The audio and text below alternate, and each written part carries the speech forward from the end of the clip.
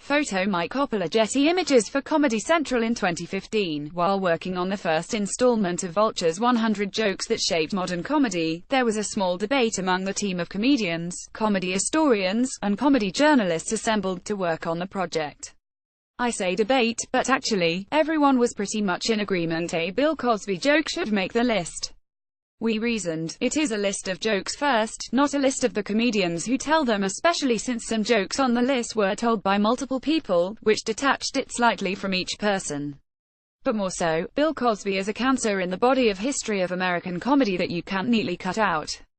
He codified a style of long stories, loosely told and filled with jokes that inspired a generation of comedians, who in turn inspired another generation. Although the ink hasn't dried on how we write about Cosby, his work, and his life, it has on his impact on comedy. The former is true for Louis C.K., but the latter isn't. With the New York Times bringing to light C.K.'s sexual misconduct against female comedians, and C.K. admitting the allegations are true, it makes you rethink the last 15 years of stand-up comedy, an era that he largely defined. Truth in comedy is an expression out of the improv world, but it generally is held as a tenet for stand-up as well. Louis C.K. was the contemporary hero of that philosophy. There was even a bit of modern comedy legend around it, not unlike the story of young Richard Pryor disappearing after a show in Las Vegas by saying "What the fuck am I doing here?" and eventually re-emerging as the dirty, political, honest comedian who generally is considered the greatest stand-up ever. The tale about Louis C.K. went as follows. He was a struggling absurdist until he decided to 1. Create a new hour-long set every year, and 2. Make his act more personal. The takeaway from the legend was that Louis C.K. gave the audience something more raw than they've experienced before, pushing the boundaries of truth in comedy.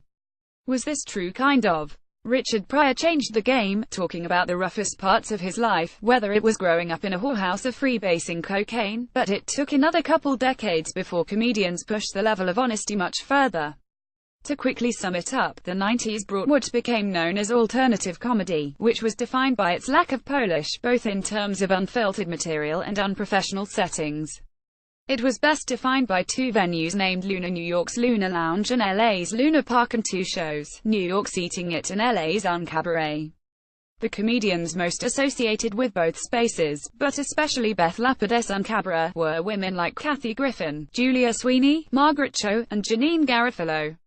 There were definitely men in both scenes, but the difference is that the male comics merely liked or preferred those spaces, while the female comedians needed it because of how historically unsupportive comedy clubs were toward them. In the vein, these scenes also had men who deliberately did both alternative rooms and comedy clubs because it made them better comedians. Louis C.K. is the most famous example. Unlike a Marc Maron, who generally stayed true to the ethos of those alternative rooms, C.K. found a way to appropriate the truth-first comedy pioneered by female comics for a more aggressive, more masculine comedy club audience. His comedy wasn't just truthful, it was brutally honest. He took the sensitivity of those rooms and used it to tell dick jokes. And that was revolutionary. Over on The Cut, Anna Silman put together a list of all the times, and there were a lot, that Louis C.K. joked about masturbation, including arguably one of his most famous jokes. From his 2008 special, Chewed Up, I Need to Come, I Need to, Coming is a Need, I came the first time when I was 12 and I haven't skipped a day. I come every day and I fucked maybe 20 times in my life, so it's just been me doing most of the work, and I really, do know, I jerk off way too much and it upsets me and I don't know why. Maybe cause it's so selfish, I don't know what it is, but I know it's bad, I know I'm hurting somebody somewhere. There's something wrong with, I was thinking the other day, that you can figure out how bad a person you are by how soon after September 11th you masturbated, like, how long you waited, and for me it was between the 2 buildings going down. For this, he was considered the greatest living comedian by many critics, comedy fans, and, most importantly, other comedians. So much so, comedians like Jerry Seinfeld were criticized for merely performing well-written jokes they'd been working on for years. Most young comics start out trying to be one of their heroes, and for the last 15 years, for many, especially men, that meant doing their version of CK. Go to an open mic in any city and you'll see a few dudes talking about how disgusting they because of this thing about their dick or that thing about their dick. CK became a standard bearer for what good comedy was and, in turn, what it meant to be honest on stage. Honesty itself was fetishized. The thing is, CK wasn't being honest on stage when he was selling out theaters and later, arenas. Part of this is structural. CK works doggedly on material, manipulating his stories to be as funny as possible. All comedians do this, especially by the time you can buy tickets to see them. What CK learned from those alternative spaces: the darker your act seems, the more likely the audience think it really happened. He achieved this by going inside his psyche, or at least appearing to. Where Pryor found comedy in the darkness of his life, CK revealed the darkness in his head. He would tell us that he tries to be a good dad, but he still thinks one of his daughters is an asshole, to reference one of his most famous bits. Or take another well-known one, of course, but maybe, where he walks the audience through all of his bad thoughts and they laugh because they've also had negative thoughts that aren't tied to how they were act as people. But Louis C.K. acted on his "That's the truth" he didn't share with us. Considering his prominence in comedy and the prominence of honesty in his act, it makes you rethink all supposedly truthful comedy of the last 15 years. It makes it harder to hear a comedian say, "This really happened," and believe them. CK's act was lauded for being confessional, but here's the thing about confessing: it is a selfish act. You're revealing bad things about yourself, in exchange for absolution. As my colleague Matt Zoller wrote, it's a power move, rooted in the thrill of subterfuge and shock. An artist's version of indecent exposure. It's hard not to see parallels between CK's offstage behavior and his act, but it's not just his act.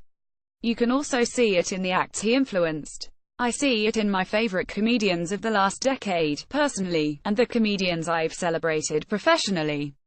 Pete Holmes is gentler and less clubby than CK, and comes off as extraordinarily nice for a comic, but he has a joke about masturbating while having phone sex with a partner that I loved at the time I heard it, and I now question my own feelings about it as a comedy fan and journalist. I bring this up not to implicate Holmes in any way, but to examine how I viewed comedy for the last decade, and how we will look back on the comedy CK influenced. With the story about this era of comedy unfinished, I do not want to remove CK and his influence without offering a replacement, another comedian or two, who can reframe and reorient how we've thought of truth in comedy in the 21st century. 5 years ago, Tig Notaro was not confessing to the audience when she told them she had cancer. She was sharing. She was giving her tragedy to the audience, acting as a surrogate to life's darkness and telling us that it's okay to laugh at it. For the last 20 years, Maria Bamford was not confessing her struggles so that an audience would tell her that it's okay. She was purposefully trying to destigmatize talking about mental illness in polite society. Both Notaro and Bamford use their act and their truth to help their audience, to improve society. Both Notaro and Bamford are tremendously influential to a younger generation of comedians. Both Notaro and Bamford are two of the greatest comedians working today. What if we defined this era around them? You can judge for yourself. Notaro is performing in LA tonight.